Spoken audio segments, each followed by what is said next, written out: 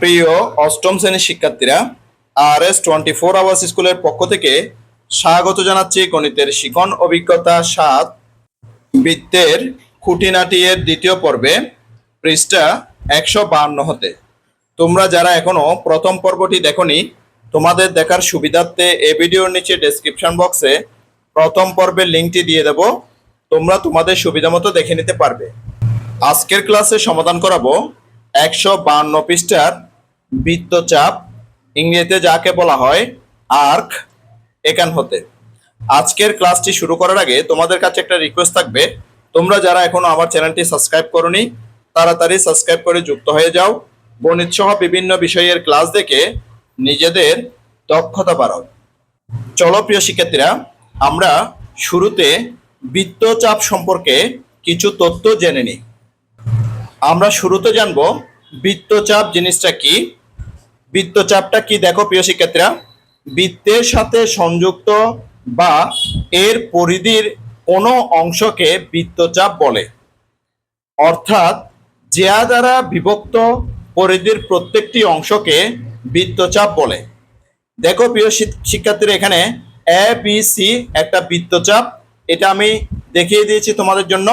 তাহলে এই বৃত্তচাপটা কিভাবে সৃষ্টি হয়েছে?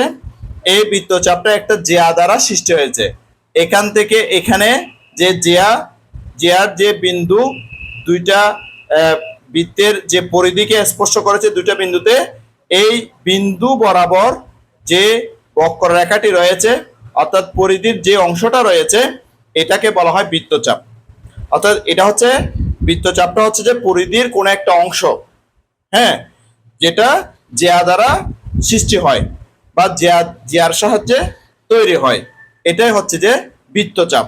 এখানে আমরা চাইলে অসংখ্য বৃত্তচাপ তৈরি করতে পারি প্রিয় শিক্ষার্থীরা। আমরা যদি এখান থেকে এখানে একটা বিন্দু দিই, এটা যোগ করি, তখন এখানে একটা বৃত্তচাপ তৈরি হবে।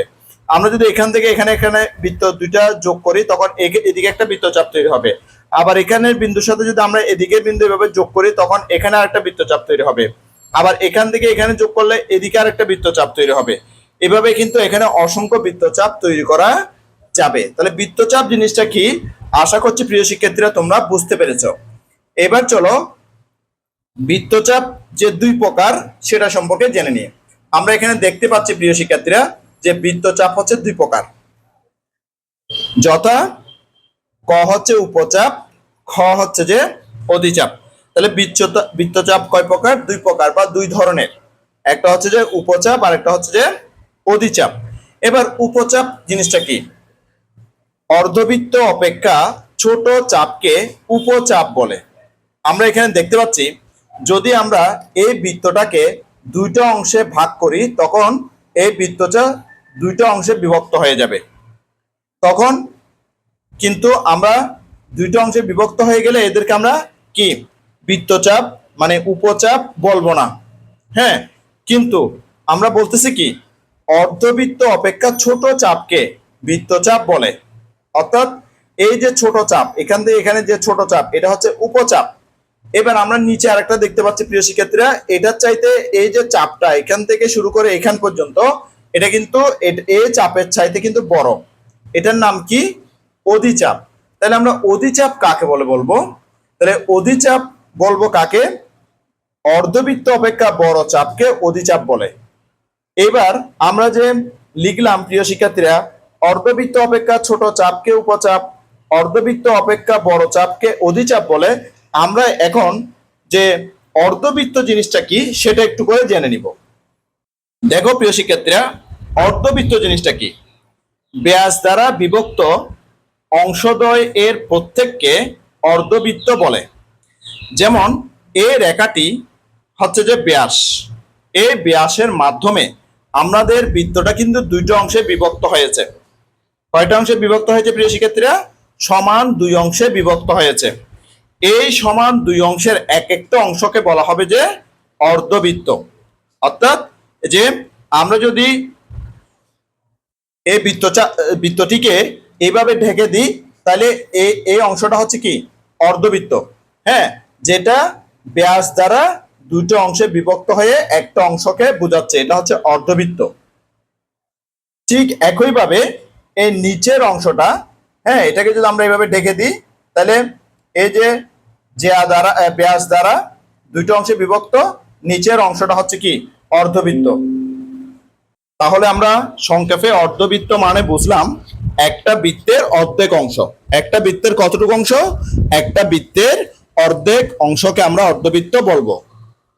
তোমাদের জ্যামিতি বক্সের মধ্যে যে চাঁদাটি রয়েছে, এই চাঁদাটি হচ্ছে যে একটা অর্ধবৃত্ত আকৃতির চাঁদা।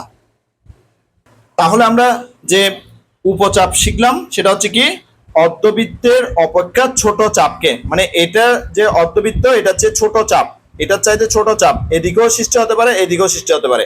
আর আমি যদি ব্যাসটা যদি এভাবে ভাগ করি, তখন এদিকেও সৃষ্টি হবে অর্ধবৃত্ত, এদিকেও অর্ধবৃত্ত সৃষ্টি হবে। হ্যাঁ, অর্থাৎ যে যেই দিকে আমি যে অঙ্ক মানে ব্যাস অঙ্কন করব, সেই ব্যাসের দুই পাশেই কিন্তু বৃত্তটি দুই ভাগে বিভক্ত হবে। সে তাদের এই প্রত্যেক বাক্যে বা প্রত্যেক অংশকে বলা হবে কি অর্ধবৃত্ত। তাহলে নিশ্চয় প্রিয় শিক্ষার্থীরা তোমরা যে উপচাপ এবং অধিচাপ সম্পর্কে সম্যক ধারণা পেয়ে গেছো, অর্থাৎ সম্পূর্ণ ধারণাটা তোমরা পেয়ে গেছো যে উপচাপ কি, অধিচাপ কি। তাহলে এই ছোট যে চাপ এটাকে বলা হবে উপচাপ, আর বড় যে চাপ সেটাকে বলা হবে অধিচাপ। তাহলে আমরা দেখতে পাচ্ছি যে অর্ধবৃত্ত অপেক্ষা ছোট চাপকে বলা হবে উপচাপ, অর্ধবৃত্ত অপেক্ষা বড় চাপকে বলা হবে অধিচাপ। এবার আমরা প্রিয় শিক্ষার্থীরা যে বৃত্তকলা কাকে বলে সেটা সম্পর্কে জেনে নিব। চলো এবার আমরা বৃত্তকলা সম্পর্কে জেনে নিই। তাহলে বৃত্তকলা জিনিসটা কি সেটা এবার আমরা জেনে নেব। এবার দেখো, বৃত্তের দুটি ব্যাসার্ধ ও একটি চাপ দ্বারা গঠিত অঞ্চলকে বৃত্তকলা বা বৃত্তীয় ক্ষেত্র বলে। দেখো প্রিয় শিক্ষার্থীরা, এটা হচ্ছে যে বৃত্তের কেন্দ্র, কেন্দ্র থেকে এখান পর্যন্ত একটা হচ্ছে যে এটা ব্যাসার্ধ, আর এখান থেকে এখান পর্যন্ত এটা হচ্ছে যে ব্যাসার্ধ। তাহলে এখানে কয়টা ব্যাসার্ধ? এখানে হচ্ছে যে দুইটা ব্যাসার্ধ। দুইটা ব্যাসার্ধের মাধ্যমে এখানে দেখো একটা চাপ সৃষ্টি হয়েছে। হ্যাঁ, এখানে একটা চাপ, এখান থেকে এখানে কি সৃষ্টি হয়েছে? চাপ সৃষ্টি হয়েছে। তাহলে দুইটি ব্যাসার্ধ দ্বারা ও একটি চাপ দ্বারা গঠিত যে অঞ্চল, তাহলে দুটা ব্যাসার্ধ এবং একটা চাপ মিলে এই যে অংশ, কালো যে অংশটা বা কালো যে অঞ্চল, এই অঞ্চলটার নাম হচ্ছে যে বৃত্তকলা বা বৃত্তীয় ক্ষেত্র। এই বৃত্তকলা দুই প্রকার, একটা হচ্ছে যে উপবৃত্তকলা আর একটা হচ্ছে যে অধিবৃত্তকলা। তাহলে আমরা দেখতে পাচ্ছি দুইটা ব্যাসার্ধ এবং যে একটা চাপ, হ্যাঁ, চাপ দ্বারা যে অর্ধবৃত্ত অপেক্ষা ছোট, অর্ধবৃত্ত অপেক্ষা ছোট যে চাপ দ্বারা যে ক্ষেত্রটি তৈরি হয়, হ্যাঁ, বা যে অঞ্চলটি তৈরি হয় সেটার নাম হচ্ছে যে উপবৃত্তকলা। আর দুইটা ব্যাসার্ধ দ্বারা, হ্যাঁ, একটা যে যে বৃত্তচাপের অর্থাৎ যে অর্ধবৃত্তের চেয়েও বড় যে চাপ দ্বারা, এটা অর্ধবৃত্তের চেয়ে অর্ধবৃত্ত হচ্ছে একটুক, এখানে যদি আমরা ভাগ করে দিই তাহলে এটা অর্ধবৃত্ত হবে। হ্যাঁ, কিন্তু এখানে এই অংশটা আরো বড় হয়ে গেছে। তাহলে অর্ধবৃত্ত অপেক্ষা বড় চাপ, এখান থেকে শুরু করে এই চাপটা একদম এখান পর্যন্ত, হ্যাঁ, অর্ধবৃত্ত অপেক্ষা বড় চাপ, হ্যাঁ, দ্বারা যে অঞ্চলটি তৈরি হয় সেটার নাম অধিবৃত্তকলা। তাহলে এটা হচ্ছে যে উপবৃত্তকলা আর এটা হচ্ছে যে অধিবৃত্তকলা। তাহলে আমরা এখানে সংক্ষেপে বলতে পারি যে উপবৃত্তকলাটা হচ্ছে যে ছোট, অর্থাৎ ছোট যে বৃত্তচাপ দ্বারা তৈরি হবে, ছোট বৃত্তচাপ দ্বারা তৈরি হবে। আর অধিবৃত্তকলাটা কিন্তু বড় যে চাপ দ্বারা তৈরি হবে, অর্থাৎ সর্বাপেক্ষা বড়, অর্থাৎ অর্ধবৃত্ত চাপের চাইতেও, মানে অর্ধবৃত্ত অপেক্ষা বড় চাপ দ্বারা তৈরি হবে। আশা করছি প্রিয় শিক্ষার্থীরা বৃত্তকলা কি, উপবৃত্তকলা কি এবং অধিবৃত্তকলা কি তোমরা খুব ভালো মতো এটা বুঝতে পেরেছো। এবার আমরা বৃত্তাংশ সম্পর্কে জানবো। তাহলে বৃত্তাংশটা কি? বৃত্তের একটি জ্যা ও একটি বৃত্তচাপ দিয়ে গঠিত অঞ্চলকে বৃত্তাংশ বলে। তাহলে বৃত্তাংশ তৈরি হওয়ার জন্য কি কি লাগে প্রিয় শিক্ষার্থীরা? একটি জ্যা লাগবে ও একটি বৃত্তচাপ লাগবে, একটি জ্যা লাগবে আর একটা বৃত্তচাপ লাগবে। হ্যাঁ, যে এই দুইটা জিনিস মিলে একটা জ্যা এবং একটা বৃত্তচাপ দিয়ে যখন যে অঞ্চলটা গঠিত হবে তাকে বলা হবে কি, বৃত্তাংশ। যেমন দেখো এখানে এ বি একটা জ্যা, এ বি জ্যা, আর এখান থেকে শুরু করে এখানে যদি আমরা বলি যে এ বি সি, এটা হচ্ছে যে বৃত্তচাপ। এটা কি, বৃত্তচাপ। তাহলে এ বি জ্যা এবং এ বি সি বৃত্তচাপ মিলে যে অঞ্চলটি তৈরি হয়েছে, এই যে লাল কালার দিয়ে আমি তৈরি করে দিছি এটা, সেটা হচ্ছে যে কি, এটার নাম হচ্ছে যে কি, বৃত্তাংশ। এটার নাম কি, বৃত্তাংশ। এই বৃত্তাংশ কিন্তু দুই ধরনের, একটা হচ্ছে উপবৃত্তাংশ আর একটা হচ্ছে যে অধিবৃত্তাংশ। আমরা তাহলে উপবৃত্তাংশ যেখানে দেখতে পাচ্ছি সেখানে দেখো প্রিয় শিক্ষার্থীরা, এখানে যে জিয়াটা তৈরি হয়েছে এই জিয়াটা কিন্তু যে এখানে যে ব্যাস দিয়ে যায় সে ব্যাস দিয়ে যায় নাই, অর্থাৎ ব্যাস ছাড়া। হ্যাঁ, অর্থাৎ অর্ধবৃত্ত অপেক্ষা ছোট, অর্ধবৃত্ত অপেক্ষা ছোট যে বৃত্তচাপ। হ্যাঁ, অর্ধবৃত্ত অপেক্ষা ছোট বৃত্তচাপ হচ্ছে এটা এ বি সি বৃত্তচাপটা। হ্যাঁ, এবং এখানে এ বি জ্যা, হ্যাঁ, দ্বারা যে অঞ্চলটি গঠিত হয়েছে সেটা হচ্ছে উপবৃত্তাংশ। এবং আমরা এখানে অধিবৃত্তাংশটা দেখতে পাচ্ছি যে যে অর্ধবৃত্ত অপেক্ষা বড় বৃত্তচাপ দিয়ে তৈরি হয়েছে। দেখো এ থেকে এখান থেকে শুরু করে একটু পর্যন্ত, এটাকে যদি আমরা যে এ বি ও বলি তখন এটা এ বি ও একটি চাপ। হ্যাঁ, এই চাপটা হচ্ছে কি, এই চাপটা হচ্ছে যে অর্ধবৃত্তাংশ অপেক্ষা বড়, অর্ধবৃত্তাংশ অপেক্ষা বৃহত্তর চাপ। এবং যে জ্যা এ বি জ্যা, জ্যা দ্বারা গঠিত যে অঞ্চল সে অঞ্চলকে বলা হয় যে অধিবৃত্তাংশ। আশা করছি প্রিয় শিক্ষার্থীরা তোমরা উপবৃত্তাংশ এবং অধিবৃত্তাংশ কি সেটা সম্পর্কে ধারণা পেয়ে গেলাম। এবার আমরা বইয়ের যে কথাগুলো দিয়েছে বৃত্তচাপ সম্পর্কে এবং অন্যান্য যে বৃত্তের অংশগুলো সম্পর্কে যে কথাগুলো দিয়েছে সেগুলো আমরা খুব ভালো মতো বুঝতে পারবো, যেহেতু এগুলো সম্পর্কে আমরা পূর্বে ধারণা নিয়ে নিয়েছি। মিতা তার খাতার উপর চুরি রেখে একটি বৃত্ত আঁকে, কিন্তু বৃত্ত আঁকার পর অসাবধানতা বশত চুরিটি পড়ে গিয়ে দু টুকরো হয়ে যায়। আমরা এখানে যে মিতার যে চুরি সেটা দেখতে পাচ্ছি, চুরিটা ভেঙে গিয়ে এখানে দু টুকরো হয়েছে, একটা ছোট আর একটা বড় টুকরো হয়েছে। হ্যাঁ, আশা করছি প্রিয় শিক্ষার্থীরা এই দুইটা টুকরো দেখে তোমরা কিন্তু বুঝে গেছো এটা হচ্ছে যে বৃত্তের উপচাপ আর এটা হচ্ছে বৃত্তের অধিচাপ। এটা হচ্ছে যে উপচাপ আর এটা হচ্ছে যে অধিচাপ, কারণ এটা হচ্ছে যে অর্ধবৃত্তাংশ অপেক্ষা ছোট আর এটা হচ্ছে যে অর্ধবৃত্তাংশ অপেক্ষা বড়, সেজন্য এটা উপচাপ, এটা হচ্ছে যে অধিচাপ। হ্যাঁ, কিন্তু সে মন খারাপ না করে টুকরো দুটিকে কুড়িয়ে আবার পাশের ছবির মতো চিত্র আঁকে। অর্থাৎ এই যে পাশের ছবি, এই ছবির মতো সে কি করে চিত্র আঁকে। চুরির ছোট টুকরোটিকে এ বি সি এবং বড় টুকরোটিকে এ ডি সি দ্বারা চিহ্নিত করে। তাহলে এই টুকরোটিকে সে কি চিহ্ন কি দ্বারা চিহ্নিত করছে, এ বি সি দ্বারা, আর এই বড় টুকরোটিকে সে এ ডি সি দ্বারা চিহ্নিত করেছে। তাহলে ভেবে বলো তো বৃত্তের এই টুকরো দুটিকে কি কি বলা যায়? নিশ্চয় প্রিয় শিক্ষার্থীরা তোমরা বলতে পারবে, কারণ তোমরা শিখে গেছো। এটাকে বলা হয় যে, ছোট অংশটাকে বলা হয় যে উপচাপ আর বড় অংশটাকে বলা হবে যে অধিচাপ। এবার বলছি কি দেখো, যদি চুরির টুকরো দুটির দৈর্ঘ্য সমান হতো তবে যে কোনো এক ভাগকে আমরা কি বলতে পারতাম? নিশ্চয়ই প্রিয় শিক্ষার্থীরা তোমরা এটাও বলতে পারবে, কারণ আমরা এটা এখানে শিখেছি। আমরা এটা এখানে কি শিখেছি যে ব্যাস দ্বারা বিভক্ত অংশদ্বয় এর প্রত্যেককে অর্ধবৃত্ত বলে। তাহলে আমরা এটাকে কি বলবো? আমরা এটাকে অর্ধবৃত্ত বলবো। দেখো প্রিয় শিক্ষার্থীরা আমি এখানে লিখে দিয়েছি যে উত্তর হবে কি অর্ধবৃত্ত। কি হবে প্রিয় শিক্ষার্থীরা?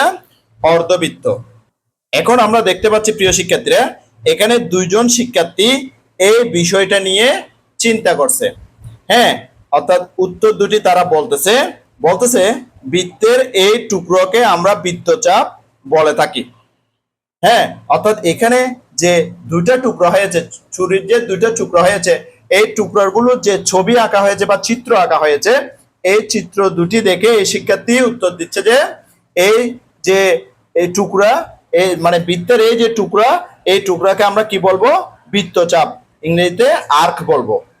এবার এই মেয়ে শিক্ষার্থীটি, হ্যাঁ, সে বলতেছে বৃত্তের ছোট দৈর্ঘ্যের চাপকে উপচাপ অর্থাৎ মিরর আর্ক বলা হবে এবং বড় দৈর্ঘ্যের চাপকে অধিচাপ, ইংরেজিতে মেজর আর্ক বলা হয়।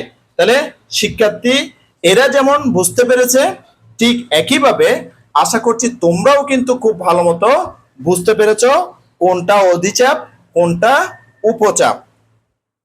তাহলে প্রিয় শিক্ষার্থীরা, আমরা যেহেতু উপচাপ অধিচাপ শিখলাম বা কাকে বলে জানলাম, সেজন্য আমরা কিন্তু এই প্রশ্নের উত্তরটাও কিন্তু দিয়ে দিতে পারলাম যে যদি ছুরির টুকরো দুটির দৈর্ঘ্য সমান হতো তবে যে কোনো এক ভাগকে আমরা কি বলতে পারতাম? যে কোনো এক ভাগকে আমরা অর্ধবৃত্ত বলতে পারতাম। এটার উত্তর আমরা পেয়ে গেলাম। এই গুরুত্বপূর্ণ প্রশ্নটির উত্তর জানার জন্য অমিয়ার তৈরি করা মডেলটি আবার পর্যবেক্ষণ করতে হবে। আসলে আমাদের এই মডেলটি পর্যবেক্ষণ করতে হবে না, কারণ আমরা কিন্তু এই বিষয়ে ধারণা পেয়ে গেছি। তবু আমরা একটু পরে দেখবো প্রিয় শিক্ষার্থীরা। মডেলটিতে এসি কাঠির বৃত্তের ব্যাস যার এ ও সি বিন্দু দুটি বৃত্তের উপর অবস্থিত। এবার একখণ্ড সুতা বৃত্তের উপর ঘুরিয়ে এসি কাঠির দ্বারা বিভক্ত বৃত্তটির এ ই ডি সি এবং এ বি সি চাপ দুটির দৈর্ঘ্য আলাদাভাবে মেপে দেখো। নিশ্চয়ই এসি কাঠিটি বৃত্তটিকে সমান দুই ভাগে ভাগ করেছে। তাহলে প্রিয় শিক্ষার্থীরা, আমরা এখানে অমিয়ার তৈরি করা একটা বৃত্ত দেখতে পাচ্ছি, যে বৃত্তটিকে এসি কাঠিটি, যে এটা হচ্ছে যে এসি কাঠি হচ্ছে যে এই বৃত্তটার ব্যাস। এই এসি কাঠির এ বিন্দু এবং সি বিন্দু যারা কিন্তু বৃত্তচাপের বৃত্তের পরিধির উপর অবস্থিত বা বৃত্তের উপর অবস্থিত, এই যে এখানে বৃত্তের উপর অবস্থিত। এবার যদি একটা সুতার মাধ্যমে বা একখণ্ড সুতার মাধ্যমে যে বৃত্তের উপর ঘুরিয়ে, মানে এখান থেকে শুরু করে এভাবে ঘুরিয়ে একদম এই যে সি বিন্দু পর্যন্ত, এই যে সি বিন্দুতে আসা পর্যন্ত এ ই জি এবং সি এদেরকে যে অতিক্রম করতে হবে। তাহলে সেই জন্য বলা হচ্ছে, দেখো যে একখণ্ড সুতা বৃত্তের উপর ঘুরিয়ে এসি কাঠির দৈর্ঘ্য বিভক্ত বৃত্তটির এ ই ডি সি এবং এখন এই পাশ থেকে যখন ঘুরাবে তখন এখানে এ বি এবং সি কে স্পর্শ করবে। হ্যাঁ, সেই জন্য বলা হচ্ছে যে এ বি সি চাপ দুটির দৈর্ঘ্য আলাদাভাবে মেপে দেখো। অর্থাৎ প্রথমে এখান থেকে শুরু করে এখানে পর্যন্ত সি পর্যন্ত মেপে দেখতে হবে সুতা দিয়ে, আবার এখান থেকে শুরু করে এখান থেকে ঘুরিয়ে সি পর্যন্ত মেপে দেখতে হবে। তখন দেখা যাচ্ছে কি এই দুইটার মাপ কিন্তু সমান, অর্থাৎ দুইটা বৃত্তচাপের মানে দৈর্ঘ্য মাপার পর দেখা যাচ্ছে কি এসি কাঠিটির যে বৃত্তটিকে সমান দুই ভাগে ভাগ করেছে। অর্থাৎ যেহেতু দৈর্ঘ্য সমান হবে, অর্থাৎ এ থেকে ঘুরিয়ে এই বৃত্তচাপটির দৈর্ঘ্য এবং এখান থেকে ঘুরিয়ে একটু পর্যন্ত এই বৃত্তচাপটির দৈর্ঘ্য, যখন দুইটা বৃত্তচাপের দৈর্ঘ্য যখন সমান হবে তখন দেখা যাবে কি এই এসি যে ব্যাস, এই ব্যাস দ্বারা এই বৃত্তটি দুটো অংশে বিভক্ত হয়েছে। তা আবার কিভাবে বিভক্ত হয়েছে? সমানভাবে বিভক্ত হয়েছে, সমান দুই ভাগে বিভক্ত হয়েছে। হ্যাঁ, তাহলে আমাদেরকে তারা প্রশ্ন করেছে সমান দুই ভাগে ভাগ করেছে, তাই না? হ্যাঁ, সমান দুই ভাগে ভাগ করেছে। এক্ষেত্রে যে কোনো এক ভাগকে আমরা অর্ধবৃত্ত অর্থাৎ সেমি সার্কেল বলবো। কি বলবো? এই যে এক ভাগকে অর্ধবৃত্ত বলবো। দেখো প্রিয় শিক্ষার্থীরা, ভাগ করে কিন্তু দুইটা অংশ এখানে দেখানো হয়েছে তোমাদের জন্য, যে এটা প্রত্যেকটা অংশকে কি বলা হবে? অর্ধবৃত্ত বলা হবে। আর আমরা তো জানি বৃত্তটির সম্পূর্ণ দৈর্ঘ্য হলো বৃত্তের পরিধি, ইংরেজিতে যাকে বলা হয় সারকমফারেন্স, যাকে কি বলা হয়? সারকমফারেন্স। এবং বৃত্তের পরিধিকে সি দ্বারা প্রকাশ করা হয়। অর্থাৎ এই যে সারকমফারেন্সের জন্য যে বৃত্তের পরিধিকে সি দ্বারা প্রকাশ করা হয়। এটা আমরা আরো সামনে বুঝতে পারবো প্রিয় শিক্ষার্থীরা। এবার দেখো কি বলছে, বৃত্তের আরো কি কি অংশ আছে, চলো জেনে নি।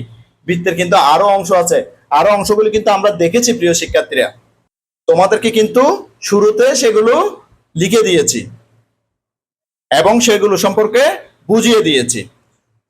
তুমি তোমার খাতার উপর তোমার আনা মাস্কিং টেপ বা অ্যাডহেসিভ টেপ রেখে দুটি বৃত্ত এঁকে নাও।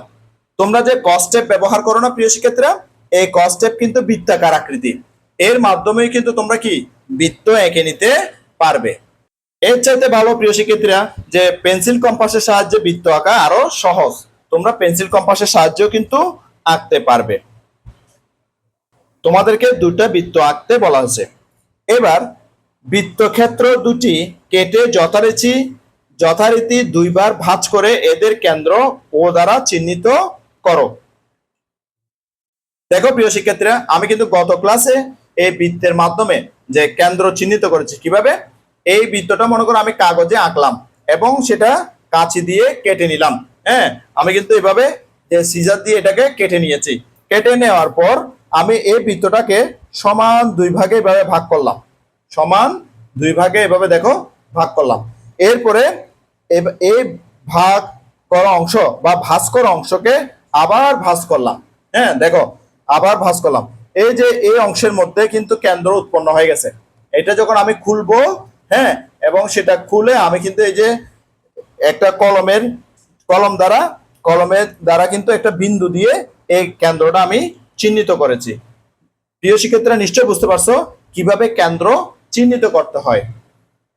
আমি এই বৃত্তটি প্রিয় শিক্ষার্থীরা যে চুরি দিয়ে এঁকেছি, অর্থাৎ চুরি বসিয়ে চুরির মধ্যে দিয়ে এই বৃত্তটা আমি এঁকেছি। তোমাদেরকে যে বলেছে যে মাস্কিং টেপ বা যে অ্যাডহেসিভ টেপ, এগুলোর মাধ্যমে তোমরা কিন্তু আঁকতে পারবা। কস টেপের যে অংশটা আছে, গোলাকার যে অংশটা আছে, এই গোলাকার অংশ দিয়েও তুমি কিন্তু বৃত্ত আঁকতে পারো। কারণ এগুলো দিয়ে যখন তুমি বৃত্ত আঁকবে, এই বৃত্তগুলোর কিন্তু কেন্দ্র নির্দিষ্ট থাকবে না। আর তুমি যদি যে পেন্সিল কম্পাস দিয়ে বৃত্ত আঁকো, অবশ্যই কেন্দ্র থেকে যে তুমি পেন্সিল কম্পাসের কাঁটাটা কেন্দ্রতে বসিয়ে কিন্তু কি বৃত্তটা আঁকবে, ওখানে কিন্তু কেন্দ্রটা চিহ্নিত থাকবে। এবার বলছে যে একটি ক্ষেত্রে ব্যাস নয় এমন একটি জিয়া এবি আঁকো। লক্ষ্য করো, এবি জিয়া বৃত্তক্ষেত্রটিকে দুইটি ভাগে ভাগ করেছে। প্রতিটি ভাগকে আমরা কি বলতে পারি? তোমাদেরকে একটা প্রশ্ন করছে প্রিয় শিক্ষার্থীরা, যে মনে করো এরকম একটা যে বৃত্ত আঁকা হয়েছে, হ্যাঁ, এবং এবি একটা যে জিয়া আঁকা হয়েছে, যেটা কেন্দ্র দিয়ে যায়নি, কেন্দ্র বহির্ভূত জিয়া আঁকা হয়েছে।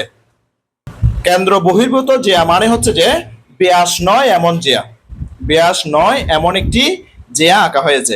যদি ব্যাস নয় একটি জিয়া এই এবি আঁকা হয়, তখন কিন্তু এখানে দেখতে পাচ্ছি দুটো অংশে বিভক্ত হয়েছে, একটা ছোট অংশ আর একটা হচ্ছে কি বড় অংশ। হ্যাঁ, তোমাদেরকে প্রশ্ন করছে প্রতিটি ভাগকে আমরা কি বলতে পারি প্রিয় শিক্ষার্থীরা, এটা সম্পর্কে কিন্তু আমরা কিছুক্ষণ আগে তোমাদেরকে জানিয়েছিলাম। এই যে দেখো প্রিয় শিক্ষার্থীরা, যে তোমাদের আজকের ক্লাসের শুরুতে আমি যে এই যে ব্যাস দিয়ে না যায় বা ব্যাস দিয়ে যাচ্ছে না এরকম করে একটা এবি জিয়া এঁকেছি। এবি জিয়া আঁকার পরে এই বৃত্তটা কিন্তু দুইটা অংশে বিভক্ত হয়ে গেছে। হ্যাঁ, বিভক্ত হওয়ার পরে এই একটা অংশকে আমরা বলতেছি বৃত্তাংশ, এই অংশটাকেও বলছি কি বৃত্তাংশ। এই বৃত্তাংশের মধ্যে আবার ছোট অংশটিকে বলতেছি উপবৃত্তাংশ, আর বড় অংশটিকে বলতেছি যে অধিবৃত্তাংশ। তাহলে প্রিয় শিক্ষার্থীরা, তোমরা এই প্রশ্নের উত্তরটা দিতে পারবে যে প্রতিটি বাক্যে আমরা কি বলতে পারি? প্রতিটি বাক্যে আমরা বলতে পারি বৃত্তাংশ। তারা আমাদেরকে বলে দিয়েছে প্রতিটি ভাগকে আমরা বৃত্তাংশ বলবো। আমরা কি বলবো? বৃত্তাংশ বলবো। ইংরেজিতে বলবো সেগমেন্ট। ইংরেজিতে কি বলবো? সেগমেন্ট। কিন্তু ক্ষেত্র দুটো কি সমান মনে হয়? না, সমান মনে হচ্ছে না। তো দেখো, হলুদ অংশটা অনেক বড়, এদিকে অংশটা কিন্তু ছোট না, সেজন্য উত্তর বলা হচ্ছে কি না, ক্ষেত্র দুটোর একটি বড় আর একটি ছোট হয়েছে। বড় বৃত্তাংশটিকে অধিবৃত্তাংশ অর্থাৎ মেজর সেগমেন্ট বলা হবে, এবং ছোট বৃত্তাংশটিকে উপবৃত্তাংশ অর্থাৎ মাইনর সেগমেন্ট বলা হয়। তোমার পছন্দ মতো দুই রকমের রং দিয়ে ক্ষেত্র দুটো রং করে নাও। তাহলে আমরা যেটা এঁকেছিলাম প্রিয় শিক্ষার্থীরা, সেটাকে কিন্তু আমি একটাকে সাদা অংশ রেখেছি, আর একটা লাল কলমের কালি দিয়ে এখানে আমি যে আঁক দিয়ে লম্বালম্বি করে আঁক দিয়ে দিয়েছি। তোমরা চাইলে এখানে বিভিন্ন ধরনের রং দিয়ে এটা চিহ্নিত করতে পারো। চলো এবার প্রিয় শিক্ষার্থীরা আরো সামনের দিকে আগাই। এখন কি বলছে দেখো, অপর বৃত্তক্ষেত্রের যেহেতু দুইটা আঁকতে বলা হয়েছে, একটা তো কাজ করছি, একটা কাজ করে যে অধিবৃত্তাংশ এবং উপবৃত্তাংশ কিন্তু আমরা করেছি। এবার আরেকটা যে বৃত্ত আছে সেটাতে কাজ করতে বলা হচ্ছে। কি বলা হচ্ছে দেখো, অপর বৃত্তক্ষেত্রের কেন্দ্র থেকে পাশের চিত্রের মতো ও এ এবং ও বি দুটি ব্যাসার্ধ আঁকো। অর্থাৎ ও এ এবং ও বি, এটা এই দুটো হচ্ছে এখানে কি ব্যাসার্ধ। এবার ভেবে দেখো তো, এই ও এ ও বি ব্যাসার্ধ এবং এ বি চাপ দ্বারা সীমাবদ্ধ ক্ষেত্রকে কি বলা যায়? নিশ্চয় জানো প্রিয় শিক্ষার্থীরা, এটা তোমাদেরকে আমি শিখিয়েছি। কি বলা যায় প্রিয় শিক্ষার্থীরা? এদেরকে আমরা বলবো বা একে বলবো বৃত্তকলা, ইংরেজিতে যাকে সেক্টর বলতে পারি, তাকে কি বলতে পারি? এদেরকে বৃত্তকলা, ইংরেজিতে সেক্টর বলতে পারি। এই যে এখানে তোমাদেরকে শিখালাম প্রিয় শিক্ষার্থীরা যে বৃত্তকলা, হ্যাঁ বৃত্তকলা সম্পর্কে শিখিয়েছি না? এখানে যে এখানে এই অংশটা এবং এই অংশটা মিলে একটা অঞ্চল সৃষ্টি হয়েছে। এখানে দুইটা ব্যাসার্ধ এবং একটি চাপ মিলে একটা অংশ সৃষ্টি হয়েছে। এই অংশটার নাম হচ্ছে কি বৃত্তকলা। আর এই যে এখানে একটা কালো অংশ, একটা সাদা অংশ, এটা হচ্ছে ছোট অংশ, এটা হচ্ছে বড় অংশ। এই ছোট অংশের নাম হচ্ছে যে উপবৃত্তকলা, আর এই বড় অংশটার নাম সাদা, এই বড় অংশটার নাম হচ্ছে যে অধিবৃত্তকলা। তারাও আমাদেরকে বলছে প্রিয় শিক্ষার্থীরা, বড় বৃত্তকলাকে অধিবৃত্তকলা অর্থাৎ মেজর সেক্টর এবং ছোট বৃত্তকলাকে উপবৃত্তকলা অর্থাৎ মাইনর সেক্টর বলা যেতে পারে। তাহলে আমরা এই ছোট বৃত্তকলাটাকে কি বলবো? উপবৃত্তকলা বলবো, আর এই বড় বৃত্তকলাটাকে কি বলবো? অধিবৃত্তকলা বলবো। এবার কি বলছে দেখো, এবার বলছে যে যদি এবিজিয়া ব্যাস হয় তবে বৃত্তাংশ দুটি কিরূপ হবে এবং এদের কি নাম দেওয়া যায়, চিত্র এঁকে সিদ্ধান্ত নাও। এখানে একটা আমাদের প্রশ্ন দিয়েছে প্রিয় শিক্ষার্থীরা। এই প্রশ্নের উত্তরটা এখন আমি তোমাদের জন্য লিখে দেখাচ্ছি। দেখো উত্তরটা, যদি এবিজিয়াটি বৃত্তের ব্যাস হয় তবে চিত্রটি নিচের চিত্রের মতো হবে। তখন দেখো এই যে বৃত্তটার মধ্যে যদি এবিজ যে ব্যাস হয়, তখন এই বৃত্তটা কিন্তু সমান দুটো অংশে বিভক্ত হয়ে যায়। সেজন্য আমি লিখেছি যে উপরের চিত্রের উভয় অংশ সমান দুই ভাগে বিভক্ত, তাই এরা উভয়ে অর্ধবৃত্তাংশ। তাহলে এরা কি হবে? এরা উভয়ে অর্ধবৃত্তাংশ হবে। সেটা আমি তোমাদের জন্য লিখে দিয়েছি, এরা উভয়ে অর্ধবৃত্তাংশ হবে। আশা করছি প্রিয় শিক্ষার্থীরা তোমরা খুব ভালো মতো বুঝতে পেরেছো। যেহেতু তোমরা খুব ভালো মতো বুঝতে পেরেছো প্রিয় শিক্ষার্থীরা, আজকের ক্লাসটি এই পর্যন্ত। আমি আগামী ক্লাসে 153 পৃষ্ঠার বৃত্তস্থ কোণ থেকে শুরু করব। গণিতের শিকন অভিজ্ঞতা 7 বৃত্তের খুঁটিনাটি এর তৃতীয় পর্বটি দেখার আমন্ত্রণ জানাচ্ছি। সাথে সাথে গণিতের অন্যান্য ক্লাসগুলো দেখারও অনুরোধ জানাচ্ছি। ইতিমধ্যে তোমরা যারা আমার চ্যানেলটি সাবস্ক্রাইব করে আমার ক্লাসগুলো নিয়মিত দেখতেছো, তোমাদেরকে আমার অন্তরের অন্তঃস্থল থেকে অসংখ্য অসংখ্য ধন্যবাদ। আর যারা সবেমাত্র আজকে প্রথমবার আমার ক্লাসটি দেখলা, তোমাদের প্রতি অনুরোধ রইল তোমরা আমার চ্যানেলটি সাবস্ক্রাইব করে পাশের নোটিফিকেশন অল করে বেল বাটনটিকে বাজিয়ে দাও। আর তোমার বন্ধুদের সাথে ও আত্মীয় স্বজনের সাথে ক্লাসগুলো বেশি বেশি শেয়ার করো, যাতে করে তারাও তোমার মতো দেখে উপকৃত হয়। গণিতের শিকন অভিজ্ঞতা 7 বৃত্তের খুঁটিনাটি এর তৃতীয় পর্বটি দেখার আমন্ত্রণ জানিয়ে আজকের ক্লাসটি থেকে এখানেই বিদায় নিচ্ছি। সবাই ভালো থাকবা, সুস্থ থাকবা, অবশ্যই নিরাপদে থাকবা। সবাইকে ধন্যবাদ।